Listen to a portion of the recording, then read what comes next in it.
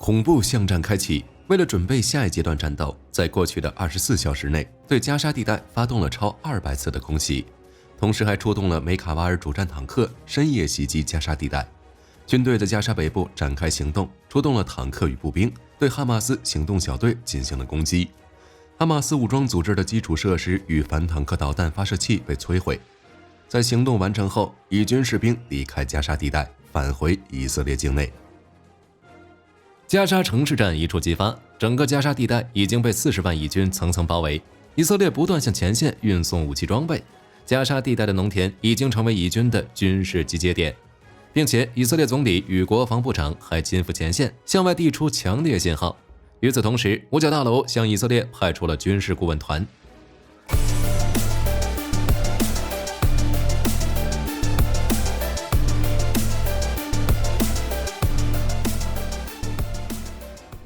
以色列表示，这场军事行动将分为3个主要阶段，目的就是为了摧毁哈马斯的军事力量。显然，一场残酷的城市战将要展开了。占据地理优势的哈马斯能否凭借5万兵力抵抗以色列40万大军？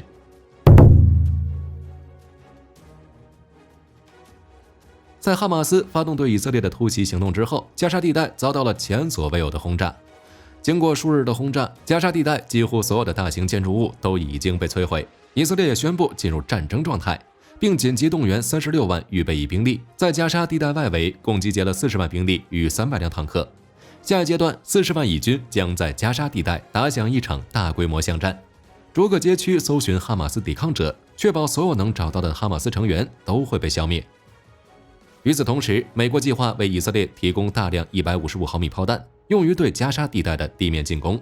美国现在将用自己的库存补充弹药，这些弹药将在未来几周内抵达以色列。以色列表示，此次军事行动将分为3个主要阶段。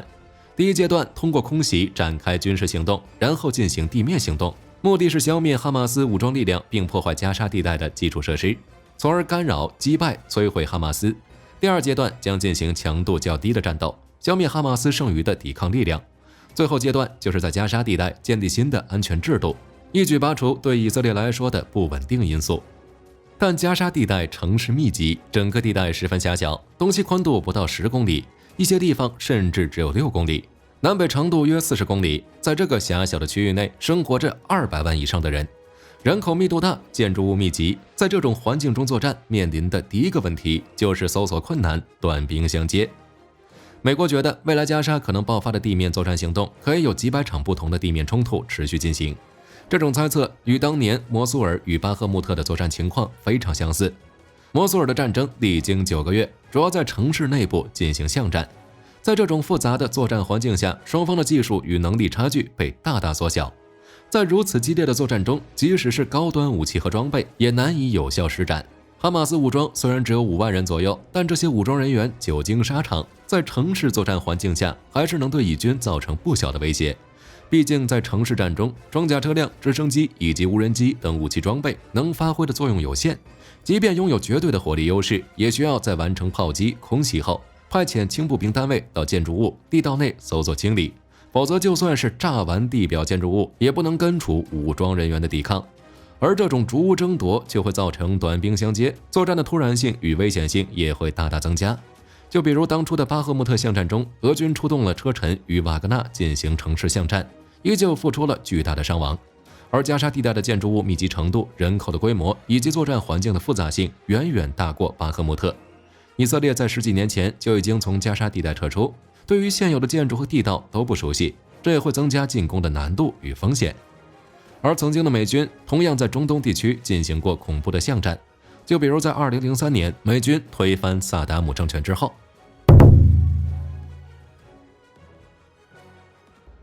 2003年，萨达姆对伊拉克的统治结束了。在战争结束之后，美国只是照搬了当年对德国和日本的改造方案，这项举措也为后面的混乱埋下了伏笔。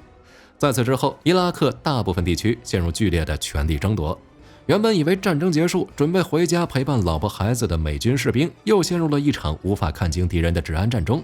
费卢杰战役就是这些士兵面临的最极端情况。这座城市位于巴格达西边约70公里的地方，是连接巴格达和约旦、叙利亚的重要交通要道。在伊拉克战争期间，英美联军从南北方向进攻，直取巴格达。由于费卢杰不在进攻路线上，所以并没有受到战火的影响。在萨达姆政权垮台之后，美军第82工匠师的一部分兵力入驻了费卢杰，同时还有一些出生在费卢杰的复兴党刚曾也逃回了家乡，隐身于民间。由于这时候美国并没有长期在伊拉克驻扎的打算在捉住萨达姆之后就收兵回国，所以第82工匠师并没有完全控制城市，只是占据了一些关键点位。在4月28日，武装分子借机向美军发动了袭击，双方爆发了激烈的枪战。这些隐秘在费卢杰的武装组织目的达成了。从这天起，这个组织得到了费卢杰当地人的支持。自此之后，针对美军的袭击越来越多。在袭击事件发生后，美国总统小布什批准了警惕决心行动。行动负责人为詹姆斯·马蒂斯，曾参加过海湾战争，指挥过阿富汗战争。在研究格罗兹尼的2次巷战时，深知巷战有多难打。马蒂斯将这次行动分为3个阶段：封锁、战斗和战后处理。封锁阶段的主要任务是隔离城市及切断费卢杰与外界的联系。费卢杰这座城市布局相当混乱，街道密集且狭窄，典型的住宅结构为一栋2层楼的房子，周围有高墙，还有小的前院与后院，拥有数个出入口。对于熟悉城市布局的武装分子来说，费卢杰的每个街道都是巷战的天然堡垒，这一点与车臣战争时的格罗兹尼有点像。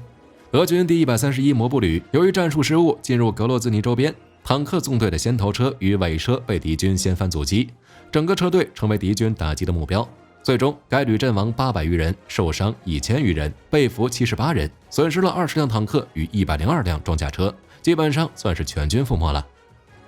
借助格罗兹尼巷战的经验，马蒂斯并没有让士兵驾驶坦克从一个方向直接进入，反而在城市4个角落部署4个步兵营，进行区域压迫，不断缩小包围圈。在进攻过程中，步兵始终作为扫荡主力，不求推进速度，只求稳步向前。坦克与装甲车的作用则是在更安全的位置提供火力支援。经过3天的扫荡，美军攻占了1/4的城市，马蒂斯的战术开始初见成效。但城内的武装分子并没有坐以待毙，眼看敌不过马蒂斯，便组织小规模、机动性强的部队，采取打完就跑的策略。此外，武装分子还善于利用舆论。马蒂斯在部署前忽视了费卢杰以西总医院的重要性，所以战斗开始后并没有第一时间占领医院。当然，有人觉得马蒂斯之所以这样做，是为了让那些在交火中受伤的平民可以得到基本的医疗救治。但问题是，武装分子利用了这个漏洞，故意在医院附近与美军交火。显然，外界绝大多数人是反战的，马蒂斯最终只能听从五角大楼的停火令。第一次费卢杰战役因为外界的巨大压力最终结束了，但美国并没有因此放弃。2004年，美国和伊拉克以抓捕基地组织3号人物为理由，包围了费卢杰。与第一次费卢杰战役不同的是，这次美国做足了准备。美国利用强大的情报系统，在战前就摸清了武装分子的防御情况，甚至可以详细列出哪座建筑内藏有炸弹，或者是武装分子所在的建筑物。根据这些详细的情报，美军制定了新的作战计划，代号幻影之怒。在行动之前，为了减少进攻阻力，同时还利用空降传单等心理战手段，劝说城市居民离开。在这种压力下，整座城内有30万人撤离，最终只剩下5万余人，其中各类武装分子约4000人。看到这里，火力军想到了以色列也是这样对加沙地带通知的，不过起到的效果并不一样，因为加沙地带的人更多，人数达到200万以上，哈马斯武装分子也达到了5万人以上，所以才没有达到这种效果。在驱逐居民的同时，美军还对费卢杰外围据点进行接盘行动。随后3天，美军对武装分子总部以及多个弹药库和据点进行了精确打击。在11月6日，美军对城南进行了模拟袭击，导致城内武装分子进一步误判，以为美军主要进攻方向就是城南。但美军真正的攻击是在11月7日开始的，对城市进行了持续12小时的炮击。等到了晚上，先遣队趁着夜晚悄悄开始行动。这次美军吸取了教训，率先对费卢杰医院发动了进攻，并占领了幼发拉底河上的2座桥梁。英军在费卢杰东部设立了警戒线，城南有骑兵1师2旅和伊拉克政府军，城北是美军主攻部队。参与行动的总人数达到 1.5 万人，其中 1.2 万名美军，除了海军陆战队以外，陆军第1骑兵师与第1步兵师也在此参战。英国与伊拉克分别派出850人和2500人参加。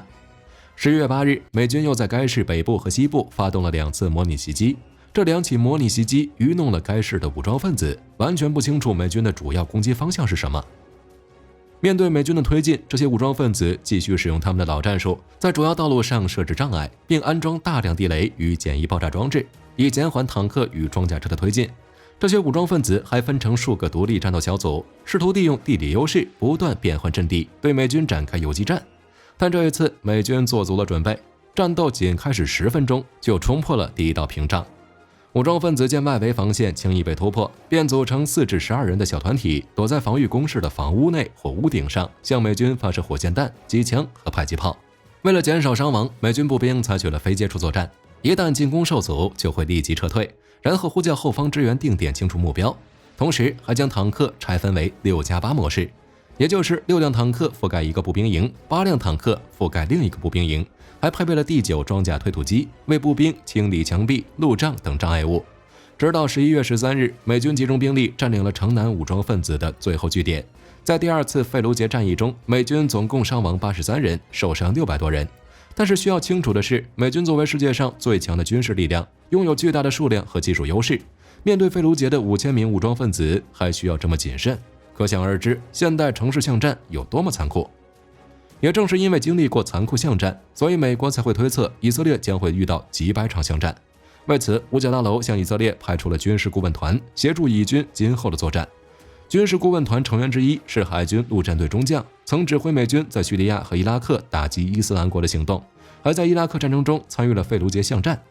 显然，美国也想为以色列提供经验，毕竟这么多年，美国大大小小的巷战打了那么多场。但这次与哈马斯的巷战，以色列不会太轻松，所以火力军与美国的看法一样，以军可能会经历大大小小几百场的巷战，你们觉得呢？好了，本期影片就到这里了，我是火力军，咱们下期再见。